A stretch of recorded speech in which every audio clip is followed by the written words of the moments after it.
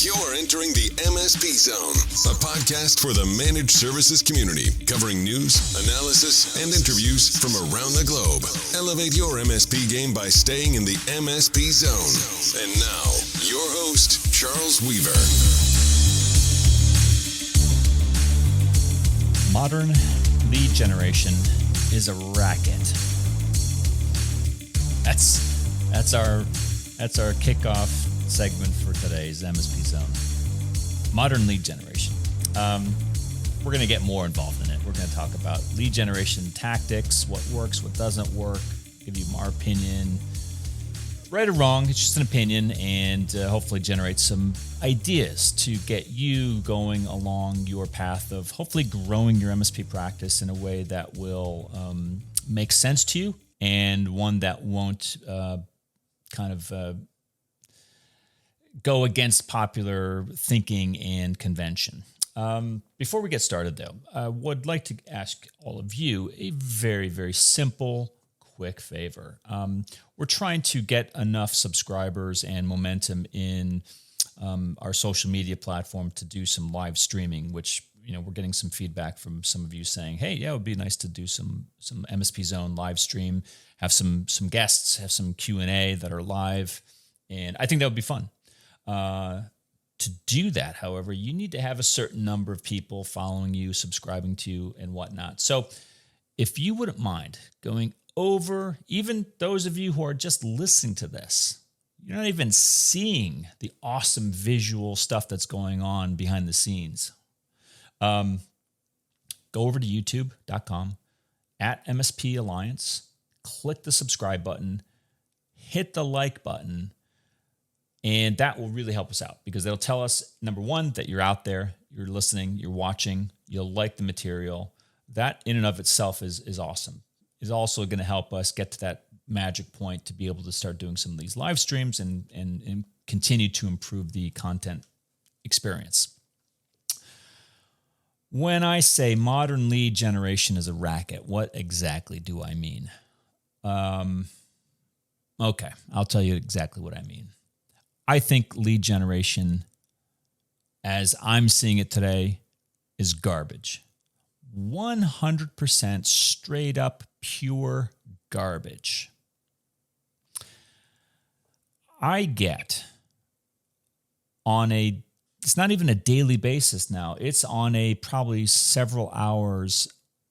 every several hours, I am getting lead generation cold emails, spam emails. I'm getting cold calls. I'm getting social media messages. And if they could fly a drone with a little banner behind it saying, "Hey, do you want some lead generation services?" I'm sure they'd start doing that as well. And these are companies that I've not heard of. I'm not currently doing business with them. Never heard of them before. I don't know how they're finding us. Most of them don't even have a website, but they're out there with the same message. Hey, it's generally some really stupid opening like, would your business be better if you had 8 to 10 qualified leads per day? What would you do with all that new revenue, Charles? And, stuff like that, appealing to the more vain side of business owners. Some of them are actually pretty entertaining, what their lead-in is, but they all end up with a call to action, which is, hey, why don't you click on the link and set up a meeting, and we'd love to tell you about what we can do. And think about that, because those lead generation programs or platforms are not exclusively being aimed at MSPs, but a lot of MSPs are being targeted. And there are some that are specifically MSP lead generation focused. And there are some that are just lead generation to anybody, right? They'll make it to, give you lead generation if you manufacture number 2 lead pencils. But lead generation, as it's currently being framed by these lead generation companies who are not proficient in anything, much less writing, and half of the content in the emails is absolutely guaranteed coming from an AI bot. Like they're going to Chat GPT and they're saying, could you write me a intro email to MSP Alliance for selling them lead generation services? And it comes out and it's funny because what it does is it'll start off with the lead generation topic, and then it will say something to the effect of, hey, I've been following you at MSP Alliance for a while now, and it's really good. And then what comes next is boilerplate language that they stole from our website and put it into the email, right? So what they do is they go to your website, grab your content from your website, put it into the email to make it look like they actually know and are familiar with what you do. And that's, it's a trick, right? It's a grifter trick, but it's still a grifter trick. Okay, it's just there's an AI engine doing it instead of a real human doing it.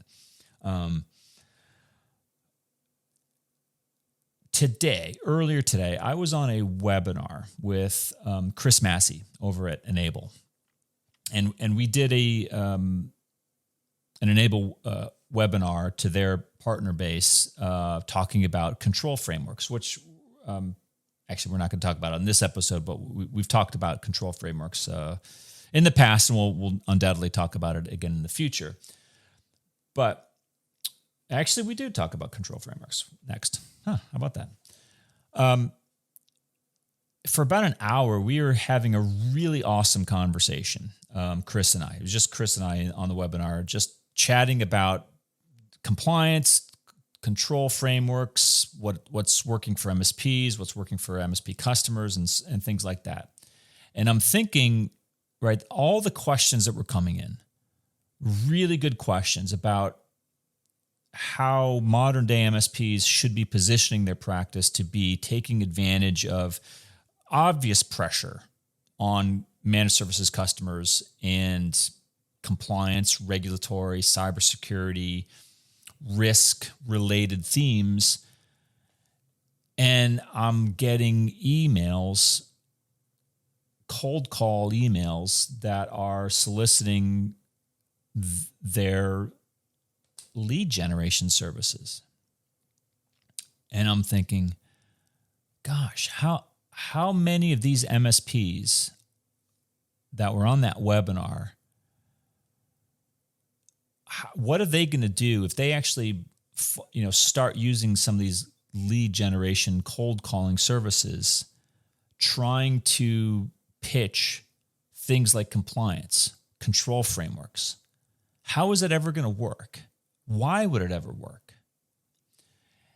And some of these things are so bad at just their solicitation of customers for their lead generation services. I don't even know I would assume that their content to the end user customer, if we hypothetically, not that we would ever do this, if we engage one of these, lead generation services, their content to customers that, I guess they would be MSPs, members that we would want to, solicit and get them to join MSP Alliance, it would be horrible. It would be absolutely horrible. Right? I mean, why would it be any better than what they came up with in their solicitation to me? And I see this so frequently, and I see the same quality, which is to say very little quality, over and over and over again. It's not like there's only one or two really bad ones, but everybody else, offering cold calling services are just really good. No. They're all crap. They're all junk. They're all services that if they ever represented us, they would make us look bad. I would not want to engage them because they would draw They would drag down our reputation into the mud because that's how bad they are. There's a theme here, right, folks? You getting it? About lead generation services being not good. It's not worth your time. If you're a practicing MSP, I'm sorry, but I just have a very strong belief about this, that cold calling, modern lead generation as it's being presented by these dime a dozen shops out there is not worth it. They don't work, and they could actually be harmful to your MSP reputation. Is all cold calling bad? Some of you might be saying. Some of you probably are doing cold calling yourself. I'm not saying that. But I do believe that if MSPs are going to be effective at growth, at growing their managed services practice, they have to have a couple of things in place. Number one, you have to have some content that's average or better. That content could be a blog. It could be something just simple, a blog you write maybe once a month. Maybe if you really have some time, maybe you do it like once a week. I don't know. If you're a little bit more daring and you don't mind getting in front of a camera, you could do stuff like this. You could have your own podcast. You could have a tech podcast. You could do tech videos, sent out to your customer base or your lead list or your social media community, Facebook, LinkedIn, X, Twitter, whatever, right? Wherever you're at, wherever you think your customers are, you could do video content that would help explain what it is that you do. And you don't even have to make it a sales pitch. It could just be something that's informational. It could be something that is educational. I've been a proponent of inbound lead generation, which is different than these characters promoting, outbound cold calling, cold emailing, cold texting, cold social media messaging, all that stuff, right? Again, I don't think that works, period. What I do think works, because I've seen it work, is if you have good content and you have a position or an opinion on something, pick something that you do frequently as a managed service provider. Maybe it's backup. Maybe it's MFA, maybe it's EDR, maybe it's compliance, maybe it's cybersecurity, risk, maybe it's password management, whatever it is. It could be multiple things that you're passionate about. Talk about it, write about it, video yourself talking about it, and spread that message and inform your customers and potential customers.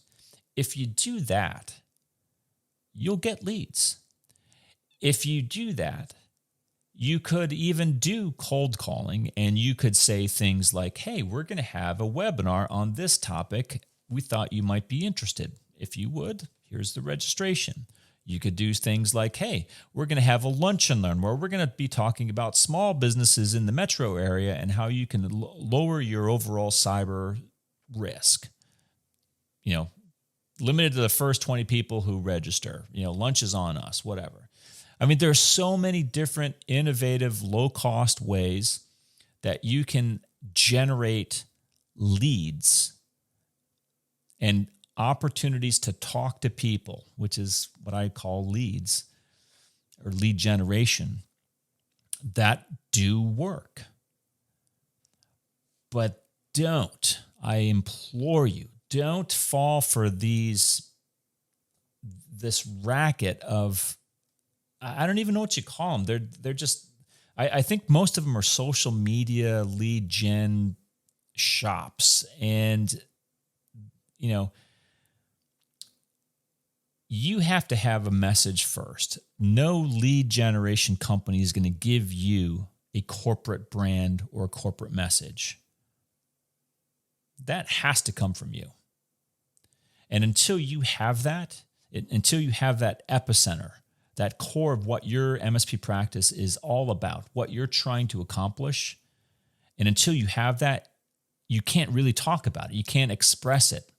And until you can express it, you can't have anyone on your team for that matter, much less an outsourced third-party lead gen shop spreading, a message that doesn't even exist. You see what I'm saying?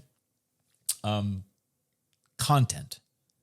Content has to be your primary objective in going to market with any type of marketing, messaging, sales, or lead generation campaigns. That's just my belief.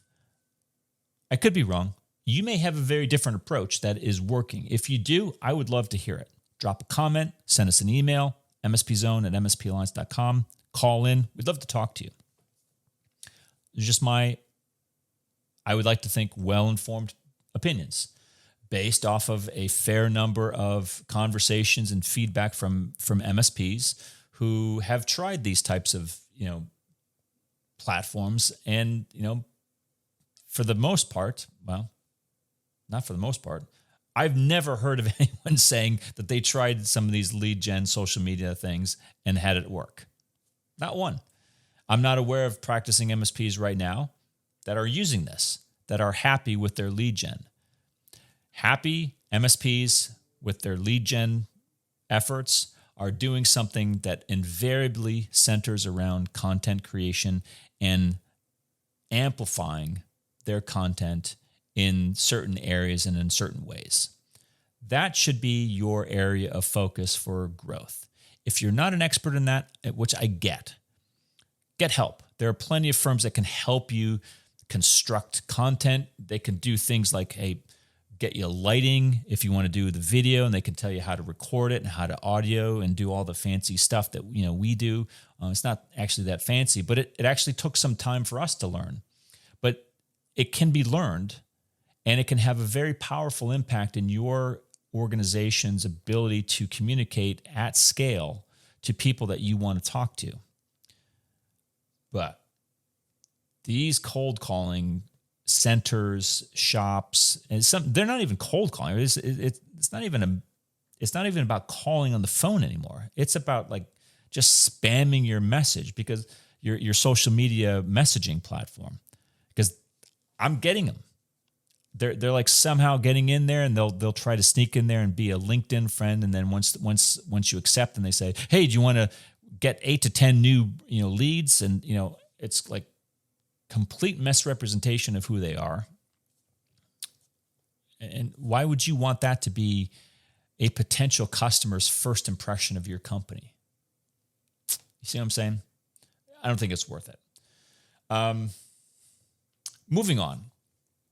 The example I gave before about control frameworks, it came up today during that webinar with Enable, and Chris Massey of Enable asked the question, and I'm going to try to paraphrase it, which is, if you're an MSP, startup or otherwise, but you're not doing anything in compliance or certification, you're not certified, you're not audited, and you just don't know where to start, where do you start? Like literally, what is the first thing that you do as an MSP to take that first step towards compliance, achieving certification, and even just trying to figure out which framework do I pick? And I know all of you are probably very aware of so many frameworks that are out there. It's like alphabet soup time. Who do you pick? Which one's relevant? How much do they cost? How much time is it going to take? As so many people like to say, right? How much, is the juice going to be worth the squeeze? Right? I hear that phrase a lot. Right? What's the return on investment for going down this path of compliance with this framework or compared to this framework? Okay. Number one, first thing, business plan. That's the last segment we're going to talk about. I'm going to talk about that next. That's the first thing you ought to do. The next thing, after you come up with your business plan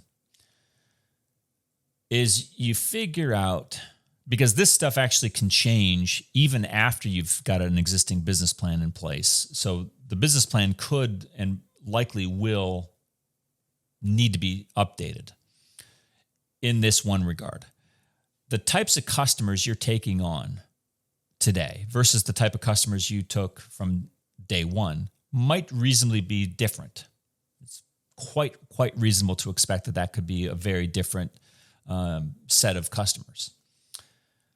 Ask yourself this question when deciding where to start with in control frameworks. What is most relevant to your customers? Okay. What type of customers do you have in your managed services? Now, I'll give you a little hint. If you are a managed service provider, but you also do professional services, consulting, you resell stuff, hardware, software to customers. I am not talking about any customer other than a managed services customer, because that arguably is the only relevant customer relationship that you will have that even implicates compliance, right? You can't be audited on your reseller work. You really can't be audited on your professional services, your consulting work, because doesn't rise to the level. There aren't controls. There's no control framework for consultants. But there are for MSPs, and there are for customers who receive MSPs. What's relevant to your customers? Well, you might say, well, Charles, we've got a whole bunch of different customers. How do I know? Do I have to go call each and every one of them and ask them what's relevant to them? It's probably not a bad idea for you to be talking to your customers, frequently. And yeah, you might want to start asking them questions like, are you starting to hear about certain compliance frameworks from your vendors, your partners? If you're not asking those questions, somebody probably is. That's not you. All right, that's all I'm saying. Relevancy to your customers. If you've got customers who, let's say in the U.S. banking sector, chances are they're going to be interested in SOC 2 or MSP Verify.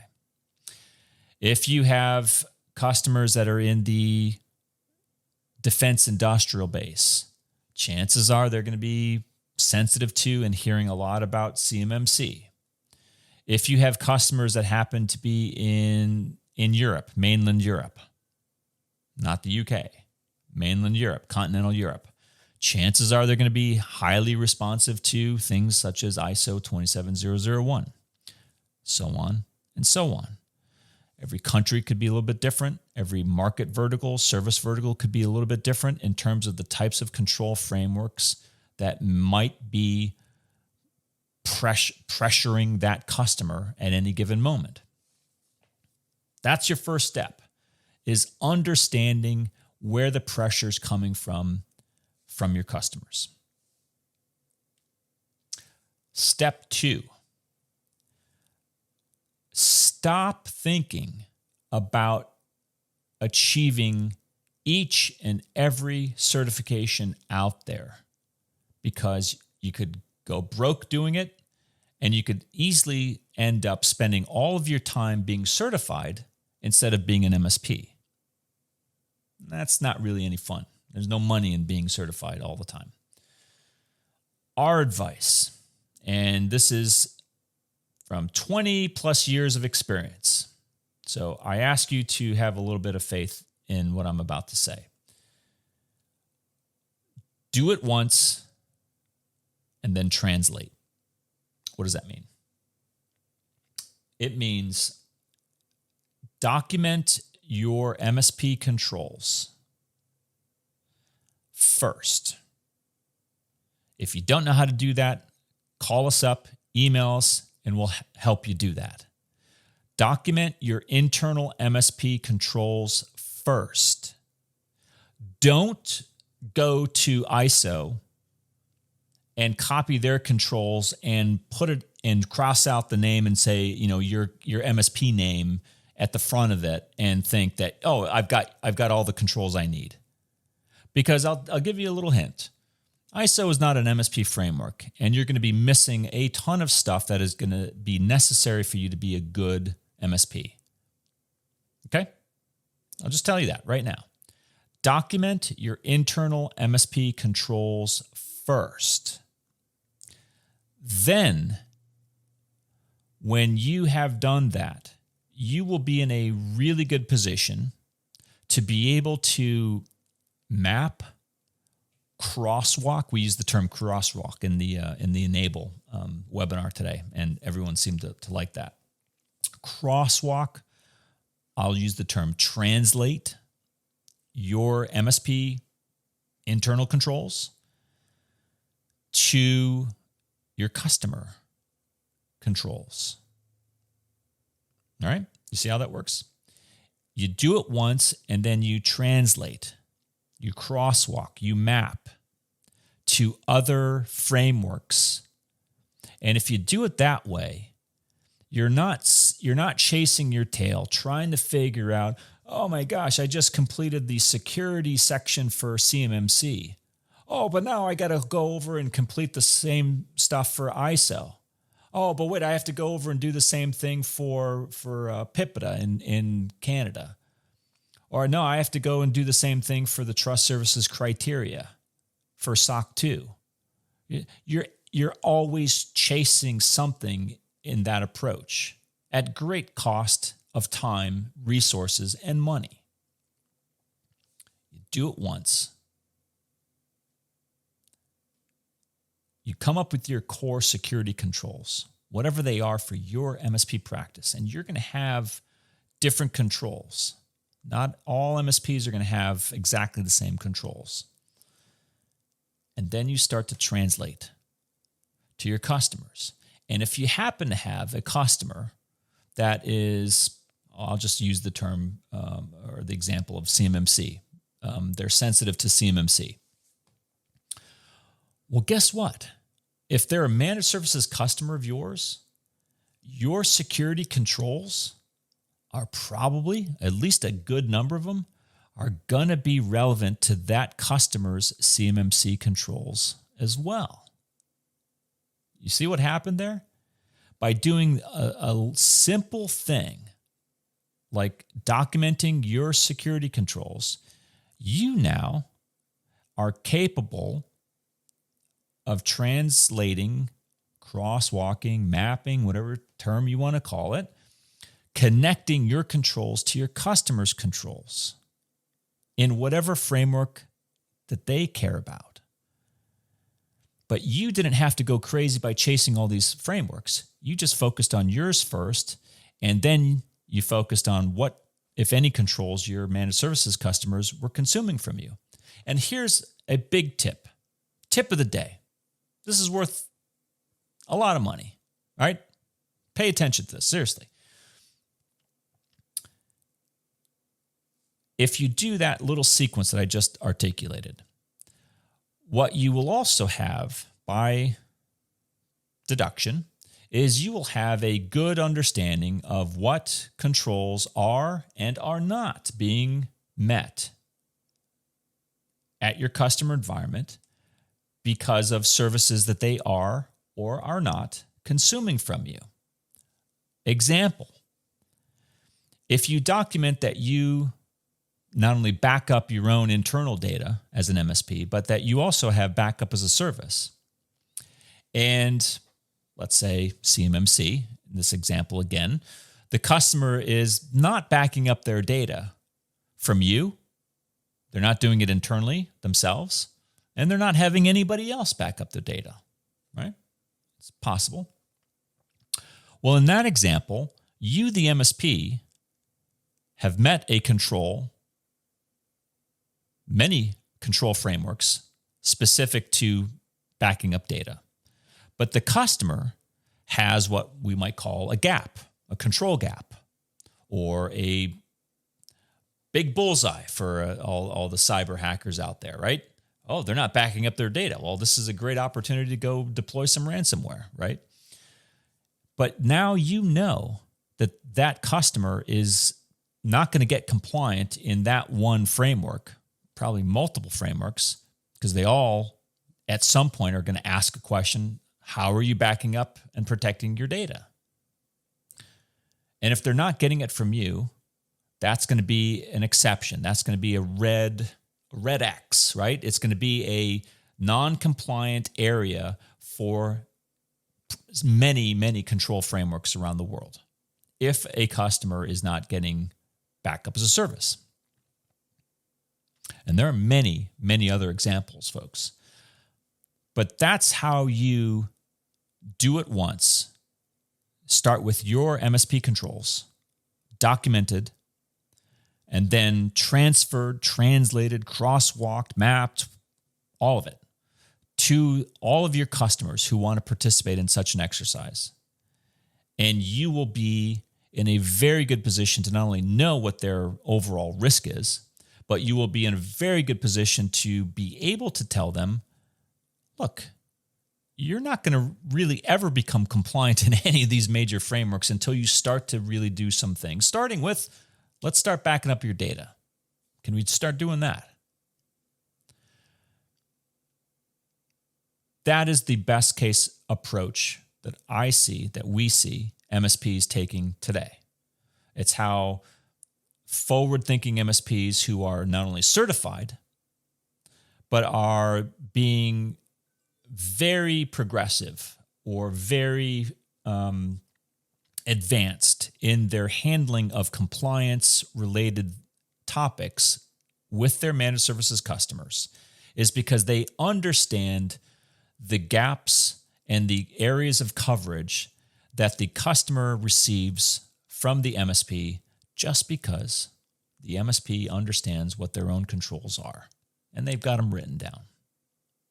And if you start there, that will automatically begin to connect the dots one by one, and you will realize how, I don't want to say easy, but how straightforward it is to begin to understand compliance, understand how control frameworks operate, and piece them together in a way that doesn't break the bank, doesn't drive you crazy, and hopefully might actually allow you to make money at it.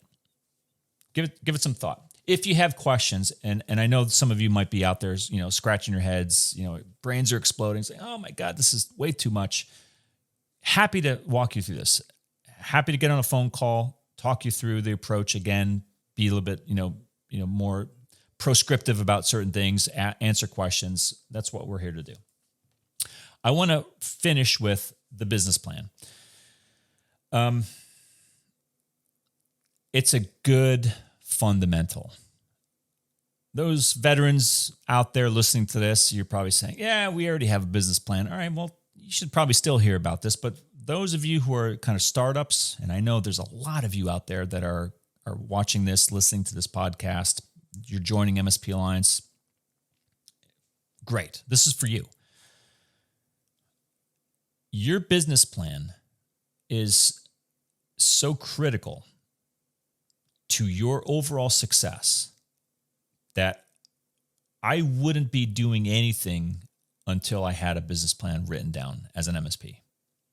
I wouldn't be taking customer number one. I wouldn't be managing a single object until I had at least not a thumbnail sketch, but a fairly good understanding, maybe even a page of just a business plan of what you want to do, how you want to do it,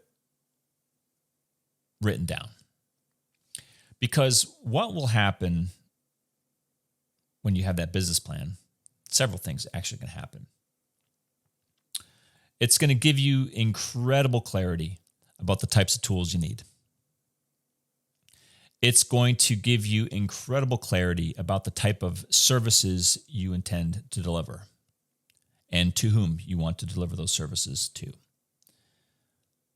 It's going to streamline your efforts and give you focus where previously and without a business plan, I have seen countless MSP startups just flounder and struggle and spin their wheels because they have no focus, and they're like they're trying to go in 10 different directions all at once, and it doesn't work.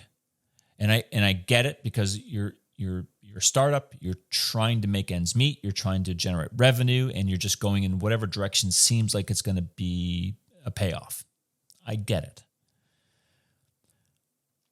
But instead of going in 10 different directions all at once, a business plan for your MSP practice can hone your focus, give you precise laser direction, and say, I'm going to go in this direction.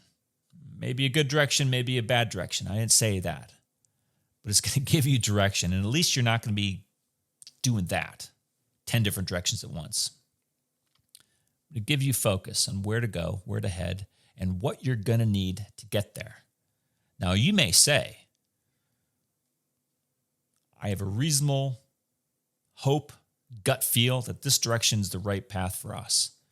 And maybe midway down that journey, you say, you know what, we're going to shift a little bit to the left or a little bit to the right, or we're going to shift a little up or down, whatever. You'll make micro adjustments. Everybody does. But your resources are focused, and you're not spinning your wheels. You're not wasting time and resources on doing multiple things all at once, which none of them probably are paying off in the long run, and none of them are making you a better MSP. You'll be faster time to market. And the topic we just left, the control framework question, that business plan is going to accelerate your understanding and your knowledge of the relevant control frameworks that you are going to have to be conversant in depending on which direction you're headed, right? Because if you're going in this direction, let's say, and that direction is going to lead you down a path of one or two certain frameworks, wouldn't you want to know that before you said, oh, we don't need to go down that path because that path takes us to that control framework world, and we don't need that. None of our customers are over here, so why are we going to go over here? Let's go over here. This is where our customers are, or where we want to find those customers. And if we're going to find those customers, we need to be prepared to talk about those frameworks. That's how that works. But it all starts with a business plan. It doesn't have to be a book. Start with a page or two. Write it down. Get as much detail as you can. Revisit it periodically. It'll get better and better and better. And the better it gets, all the other things that I talked about, your service delivery, your product acquisition, your compliance, your sales, your marketing, all that will start faster than you believe, will start to come into sync, and they will become progressively easier and easier to perform. Try it. Try it. Folks, if you like the video, YouTube, at MSP Alliance, hit the subscribe button, give us a like. We'll see you next time. Thanks for listening. If you enjoyed today's episode, please give us a like. Make sure you are subscribed to the podcast so you will get notified when future episodes are released. We will see you next time in the MSP Zone.